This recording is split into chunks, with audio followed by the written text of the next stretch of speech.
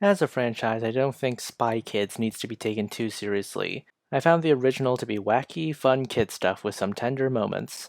And I did enjoy Island of Lost Dreams, if not for the meme value. And there's some guilty pleasure value in watching the third movie. I can't particularly say the same about All the Time in the World. It's a blatant rehash of the first film with less charm, less creativity, and a lot more gross out humor. Then there's Armageddon. This movie sadly follows the pattern set by All the Time in the World, mainly that it's a rehash.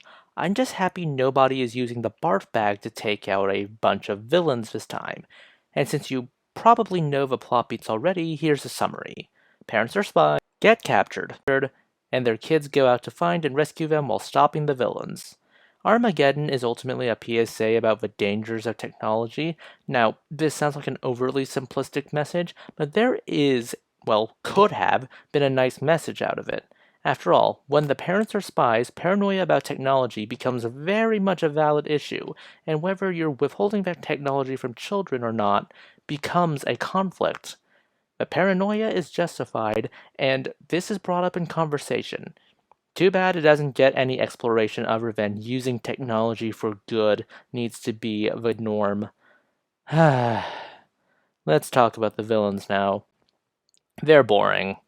They're trying to evoke the aesthetics of an in-universe video game called High Score, but they do a poor job at making them not blend into each other. I didn't notice it because I was too busy snarking at the entire movie during the watch-through, but Rowan and Kalani pointed out that these video game mobs don't really do much that you would expect from video game mobs.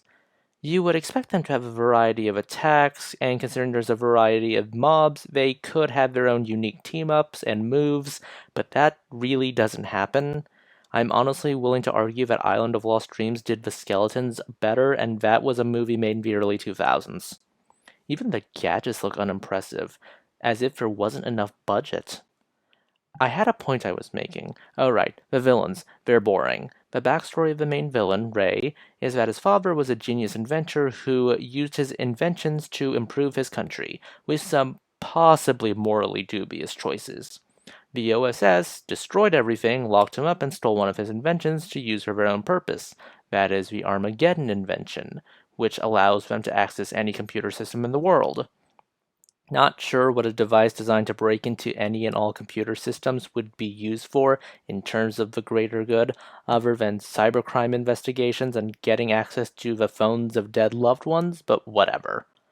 Ray is so uncharismatic that it makes me miss the likes of Floop, Minion, and the Toymaker. Climax, denouncement, resolution, we're done here. This movie tries to distill the elements of these three movies. It takes the plot from the first film, the villain planned to damage some kind of system, computer rather than electrical, from the second, and the video game elements of the third.